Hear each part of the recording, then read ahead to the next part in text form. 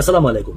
আমরা যখন কারোর প্রতি প্রচন্ড রাগ করি, রাগে চিৎকার করি, তখন তাকে গালাগালি করি যে একটা কুত্তার বাচ্চা। আচ্ছা, কোন কুত্তার বাচ্চা কিংবা কোন কুকুরকে আপনি কি দেখেছেন অন্য একটা কুকুরের বাচ্চাকে মারতে, তার গায়ে গরম পানি ঢেলে দিতে, তাকে খুন্তি পোড়া দিয়ে ছ্যাঁকা দিতে? দেখেননি। অথচ মানুষ সৃষ্টির সেরা জীব, যাকে আল্লাহ এত জ্ঞান বুদ্ধি দিয়েছে এবং যে সকল মানুষকে আল্লাহ অনেক বড় বানিয়েছে, পড়াশোনা শিখিয়েছে এবং সমাজের গুরুত্বপূর্ণ প্রতিষ্ঠানের গুরুত্বপূর্ণ দায়িত্বে বসিয়েছে, সেই মানুষগুলো দেখেন কি করছে। বিমান বাংলাদেশ এয়ারলাইন্সের এমডি, তিনি এবং তার স্ত্রী, তারা সবাই মিলে মোহনা নামের 11 বছরের একটি গৃহকর্মীকে যেভাবে নির্যাতন করেছে, তার গায়ে, মুখে, গলায়, হাতে, পেছন দিকটায় যেভাবে আঘাত করা হয়েছে, খুন্তি পরা দেওয়া হয়েছে, এদেরকে আপনি যদি কুত্তার বাচ্চা বলেন, আমি মনে করবো যে সেটা কুকুরের জন্য অপমান।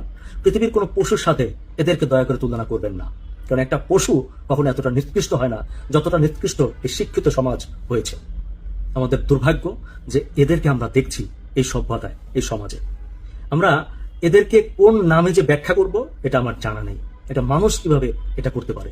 একটা বাবা যে ভেবেছিল যে সে গরিব ঘরের সন্তান, তাকে একটি ভদ্র বাসায় দিলে, একটা শিক্ষিত পরিবারে দিলে আমার মেয়েটা ভালো থাকবে, এবং বাসা থেকে কথা দেওয়া হয়েছিল তো তোমার মেয়েকে খুব ভালোভাবে রাখা হবে, ওর কাজ হচ্ছে একমাত্র আমার মেয়েকে দেখাশোনা করা, ওকে আমরা খেতে পড়তে দিব এবং ভবিষ্যতে ভালো জায়গা থেকে একটা বিয়ে দিয়ে দিব। সেই আশায় মোহনার বাবা মোহনাকে এই বাসায় কাজ করতে দিয়েছিল, আর 7 মাসের মধ্যে তার অবস্থা আপনারা নিশ্চয়ই দেখেছেন যে কি করেছে। একবার চিন্তা করেন, এই মানুষগুলো সমাজের বড় বড় জায়গায় বসে আছে, বড় বড় ডিপার্টমেন্টের প্রধান হয়ে আছে। এবার আসেন আরেকটা কথায়, যে মানুষটা তার ঘরের মধ্যে একটা কাজের মেয়েকে নিরাপদ রাখতে পারে নাই, তাকে আপনি তুলে দিয়েছেন, দায়িত্ব দিয়েছেন কোথায়? বিমানে। বিমানে যে এত অধপতন, এই যে বিমানের সেক্টরটা যে ধ্বংস হয়ে গেছে, বিমানের যাত্রী সেবায় যে পৃথিবীর মধ্যে নিম্নতম ভাবে ধস হয়েছে, এটি কি কারণে? এরকম কিছু মানুষ বিমানে আছে বলে। বিমানে এমন আরো বেশ কয়েকজন ডিরেক্টর আছে যাদের দুর্নীতিতে লন্ডভন্ড হয়ে যাচ্ছে বিমান সেক্টর।